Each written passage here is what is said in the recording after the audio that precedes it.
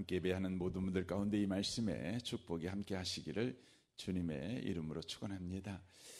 우리는 창세기 말씀을 통해서 하나님이 창조하셨고 창조한 세계가 타락했고 우리 하나님은 타락한 세상에 구원을 약속하셨다. 이 부분을 우리가 한 이틀 정도 나누었습니다. 창세기에서는 이렇게 세상을 보는 눈이 창조, 타락, 구원 이 세 관점에서 보고 있다고 하는 것이죠. 하나님이 만드신 모든 것은 다 선했다는 것입니다. 보기에 심히 좋았다는 것입니다. 하나님이 악한 것을 창조하지 않으셨습니다. 하나님께서 더러운 것을 창조하지 않았고 우리를 슬프게 하는 것을 창조하지 않으셨습니다. 완벽하게 창조하셨습니다. 선하게 창조하셨습니다. 그러나 인간이 하나님의 말씀보다는 자기의 욕심을 따라 마귀의 말에 순종하자, 바로 그 편을 선택하자, 바로 인간은 타락하게 된 것입니다. 또 인간이 서 있는 모든 땅, 인간이 통치하는 모든 것이 바로 타락하게 된 것입니다. 하나님은 이런 세상을 내버려 두지 아니하시고 구원을 약속하셨습니다. 이것이 창세기의 이야기입니다. 이것을 레위기에서는 다른 말로 표현을 합니다. 그것은 정결, 부정, 거룩이라는 단어로 다르게 표현합니다. 그러니까 창세기에서는 창조, 타락, 구원 이렇게 표현했다면 레위기서에서는 정결, 부정, 거룩 이렇게 바로 표현을 하고 있다고 하는 것이죠. 우리 하나님께서는 모든 것을 정결하게 창조하셨습니다. 그러나 인간의 죄로 말미암아 이 정결한 상태가 바로 훼손당하게 된 것입니다. 이것이 부정이죠. 우리 하나님은 이 훼손된 이 인간과 세계를 바로 회복하기를 원하셨습니다. 바로 그것이 거룩이라고 하는 것입니다. 그런데 정결한 것이 부정한 것이 되고 부정한 것이 거룩하게 되었는데 그 부정한 것이 거룩하게 되려면 반드시 레위기서의 말씀에 보면 바로 성전에서의 제사가 필요하다고 하는 것입니다. 하나님께서 임재하신 곳에서 바로 하나님과 우리 사이를 막고 있는 죄를 바로 대속하는 일이 반드시 필요하다고 하는 것입니다. 왜 그렇습니까? 이사야서에서 말씀하잖아요. 하나님의 손이 짧아서 우리를 구원하지 못하는 것이 아니라 하나님과 우리 사이에 죄가 가로막고 있어서 하나님께서 우리를 구원할 수 없습니다. 레위기서의 표현에 보면 우리를 거룩하게 하실 수 없습니다. 거룩이라고 하는 것은 하나님이 거룩하시기 때문에 부정한 자가 거룩하신 하나님을 만나면 바로 거룩하게 되는 것이죠. 그러므로 거룩하게 되는 것은 종교적 열심과 헌신 혹은 수양을 통해서 가능한 것이 아니라 오직 거룩하신 하나님을 만나야만 가능한 것입니다. 왜냐하면 거룩은 그 어디에도 속하여져 있지 않습니다. 정치에도 철학에도 교육에도 여러분 경제에도 그 어느 곳에도 여러분 거룩은 없습니다. 거룩은 오직 하나님에게만 속해 있는 것입니다. 거룩은 하나님의 바로 속성입니다. 그러므로 거룩하신 하나님을 만나야만 부정한 자가 거룩해질 수 있습니다. 그런데 그 사이에 죄가 가로막혀 있는 것이죠. 그래서 부정한 자가 하나님께 나아갈 수도 없고 거룩하신 하나님이 부정한 자에게 나아갈 수도 없는 것이죠. 그래서 우리 하나님께서 어떻게 하십니까? 바로 인간들에게 말합니다. 너희들의 죄를 대속할 대속제물, 너희들의 죄를 대신할 대속제물을 제물을 바로 죽이라고 하는 것이죠. 제물로 드리라고 하는 것이죠. 이것이 레위기서에서 바로 부정한 자가 거룩하게 되는 방식으로 하나님께서 말씀하신 것이죠. 이 레위기의 성전에서의 제사는 그림자입니다. 바로 본체가 있다는 것이죠. 실체가 있다는 것이죠. 그 실체가 누구인지를 히브리서에서 바로 말씀하고 있습니다. 바로 예수 그리스도이십니다. 바로 예수 그리스도가 인간의 모든 죄를 대신 짊어지고 대속 제물이 되어 십자가에서 죽으실 것을 바로 예언하고 있는, 예표하고 있는 바로 이야기가 레위기서인 것을 히브리서가 말씀을 하고 있습니다. 그래서 구약에 있는 제사장들은 성전에 들어갈 때에 반드시 3번 들어간다고 말씀을 드렸어요. 첫 번째 들어갈 때는 하나님과 우리 사이를 가리기 위해서 연기를 피웁니다. 향을 피웁니다. 두 번째 하는 일이 뭡니까? 대제사장이 죄인인 까닭에 자기 죄를 바로 대속할 희생 제물을 바로 잡는 희생 제사를 드리는 일을 위해서 두 번째로 들어갑니다. 마지막 세 번째로는 바로 모든 백성의 죄를 대속할 대속 제물을 희생 제사로 드리는 일을 하는 것이죠. 그런데 예수님께서는 히브리서의 말씀에 보면 단 한 번 들어갔다고 말씀합니다. 단 한 번 제사를 드렸다 이렇게 말씀합니다. 레위기서에서 대제사장은 3번 들어갑니다. 왜입니까? 그가 죄인이니까. 그런데 예수님은 죄인이 아닌 까닭에 바로 하나님과 예수님 사이에 향을 피워 연기로 가릴 필요가 없었습니다.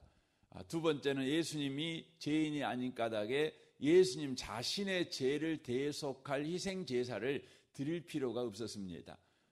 예수님은 다만 세 번째 바로 모든 백성의 죄를 대속할 희생 제물의 희생 제사만 드리면 되었습니다. 그런데 그 희생 제물이 소나 양이나 비둘기가 아니라 예수님 자신이셨습니다. 예수님 자신을 대속 제물로 하나님께 희생 제사로 드리신 것이죠. 그 예수님은 하나님이시죠. 죄가 없으신 분이시죠. 그러므로 그분의 제사는 동물의 제사와 달랐습니다. 동물의 제사는 내가 거짓말을 치면 그 거짓말에 대한 죄만 대속하는 대속 제물이었다면 예수 그리스도는 어제나 오늘이나 영원토록 계신 하나님이신 까닭에 저와 여러분이 어제나 오늘이나 또 내일 지을 모든 죄까지 대신 짊어진 대속 제물로서 희생 제사를 드릴 수 있는 분이셨다는 것이죠. 그래서 히브리서 10장 10절에 보면 이렇게 말씀합니다. 이 뜻을 따라 예수 그리스도께서 자기 몸을 단번에 드리심으로써 우리는 거룩하게 되었습니다라고 되어 있습니다.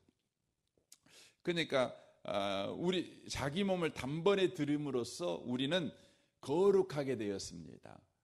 여기 레위기서에서 쓰고 있는 표현을 쓰고 있는 겁니다. 레위기서에서는 정결 부정 거룩 이렇게 말씀을 드렸죠. 근데 이것이 창세기에서는 창조, 타락, 구원 이렇게 된다고 말씀했죠. 그러니까 이 거룩이라는 단어가 창세기 개념으로 보면 구원이라는 단어라는 것을 알 수가 있습니다. 그러므로 이렇게 읽을 수 있죠. 이 뜻을 따라 예수 그리스도께서 자기 몸을 단번에 드림으로써 우리를 구원하게 되었습니다. 이렇게 읽으셔도 됩니다. 11절에 보면 모든 제사는 날마다 제단에 서서 직무를 수행하면서 똑같은 제사를 거듭드리지만 그러한 제사가 죄를 없앨 수는 없습니다. 그러나 그리스도께서는 죄를 사하려고 단 한 번에 영원히 유효한 제사를 드리신 뒤에 하나님 우편에 앉으셨습니다. 그러니까 예수님께서 단 한 번의 영원히 유효한 제사를 드리심으로 말미암아 예수를 믿는 자들은 과거, 현재, 미래 모든 죄가 단번에 바로 해결된 것입니다. 이것을 어떻게 확인할 수 있습니까? 이걸 어떻게 확인할 수 있냐면 예수님께서 하나님 우편에 앉으심으로 확인이 됩니다. 하나님 우편에 앉으셨다는 것은 예수님의 희생 제사가 바로 단 한 번으로 영원히 유효한 제사인 것을 하나님께서 바로 인정해 주신 행위이기 때문에 그렇습니다. 그러니까 하나님 예수님의 우편에 예수님이 앉지 않았다면, 예수님이 아무리 내가 죽은 것이 영원히 유효한 제사라고 주장할지라도 그것은 거짓이 되는 것입니다. 그러나 예수님이 하나님 우편에 앉으심으로 말미암아 예수님의 희생 제사가 영원히 유효한 제사인 것을 하나님이 친히 확인하고 있는 것입니다. 이것은 지금 우리가 알지 못하는 세계에서 일어난 사건이잖아요. 그래서 어떤 분은 이야기합니다. 예수님이 하나님 우편에 앉았다는 거 어떻게 합니까? 어떻게 합니까? 우리가 그것을 볼 수 있는 눈도 있는 것도 아니고 이렇게 말하죠. 이걸 우리가 확인할 수 있는 방법이 있죠. 어떻게 확인할 수 있습니까?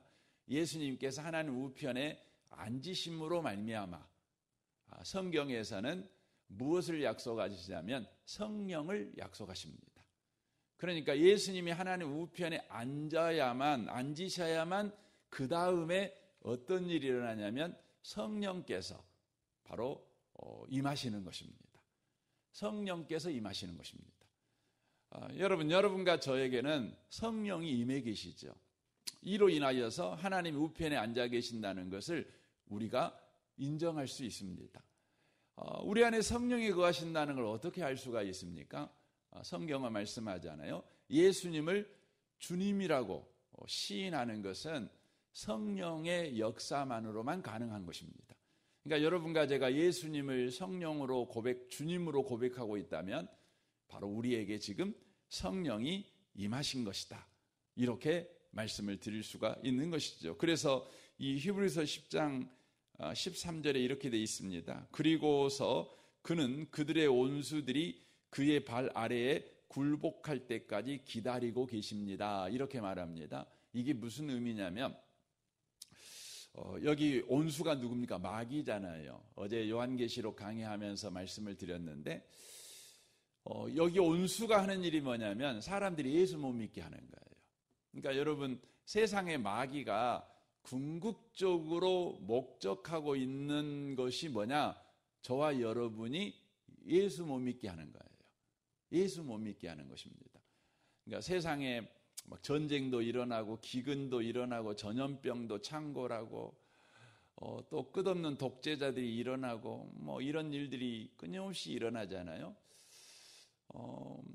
그 마귀가 그렇게 하고 다녀요. 요한계시록에 보면 그 하나님께서는 이게 마귀가 이제 이런 일을 하도록 하나님이 허용하시죠.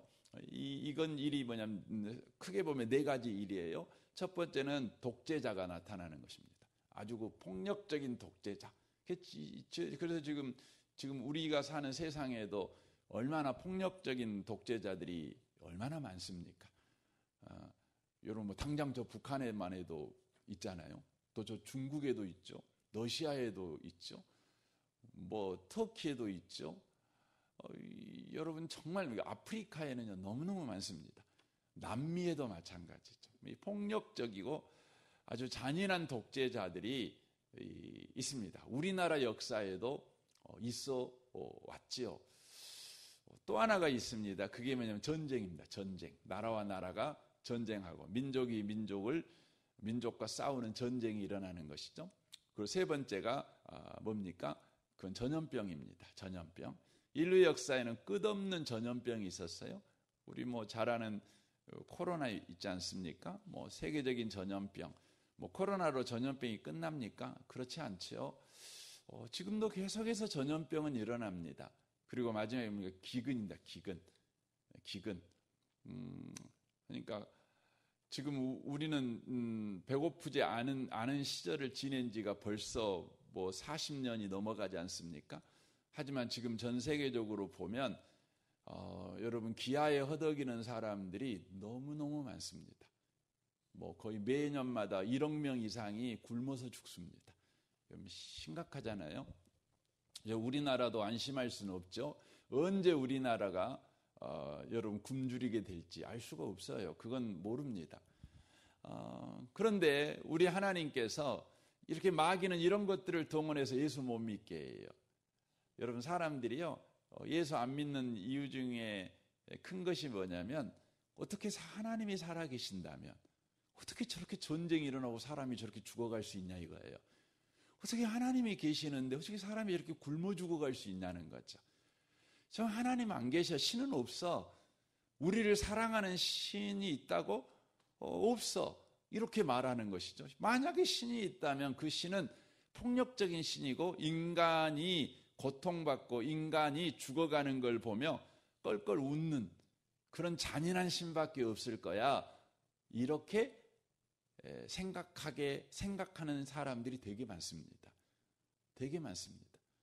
그래서 저도 우리나라에서 굉장히 유명한 그 사람들 강의를 이렇게 들어보면 자신들이 신을 믿지 않는 그 결정적인 이유 중에 하나가 뭐냐면 제가 좀 전에 말씀드렸던 그런 이유들이라는 거예요. 어떻게 신이 있다면 이럴 수 있냐는 것이죠.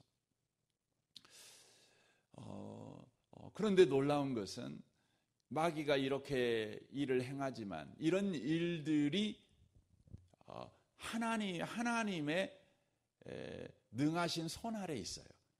그 말은 뭐냐면 하나님의 손이 하는 궁극적인 일은 뭐냐면 구원하는 일이죠. 그래서 사람들은 전쟁을 통해 하나님 없어 이렇게 가는 사람이 있어요.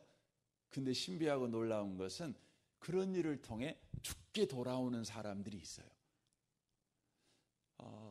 마귀가 그냥 역사에서 예수 못 믿게 하잖아요. 다만 배만 고르게 만드는 것이 아니라 배가 골아서 예수 못 믿게 해요. 근데 우리 하나님은요, 역사해요. 성령으로 역사해요. 주님이 지금 하나님 우편에 앉아 계시니까. 마귀가 하나님이 구원하기로 작정된 영혼들이 바로 그 굶주림 때문에, 전염병 때문에, 전쟁 때문에, 그 폭력적인 지도자 아래에 있기 때문에 예수를 못 믿는 것이 아니라 성령이 역사할 때 그 성령의 역사를 그것들이 감히 막지를 못해요. 그래서 예수 믿습니다. 그래서 여러분 북한의 저 잔인한 정권 아래에서도 여러분 예수 믿는 사람들이 있어요. 여러분 지금 우크라이나와 러시아의 전쟁, 뭐 이스라엘과 헤즈볼라, 하마스의 전쟁, 뭐 이런 전쟁 속에서 여러분 믿는 사람이 있어요. 믿는 사람이 있어요. 여러분 사막에서요 꽃이 피어요. 신비한 일입니다. 어떻게 예수를 믿을 수 있나? 아마 이곳에 계신 분들도요. 여러분이 인생에서 당하는 여러 고난으로 인하여 우리 주변에 보면 주님 떠난 사람도 많지, 주님을 멀리하신 분도 있고, 그런데요 여러분은 예수 믿었어요.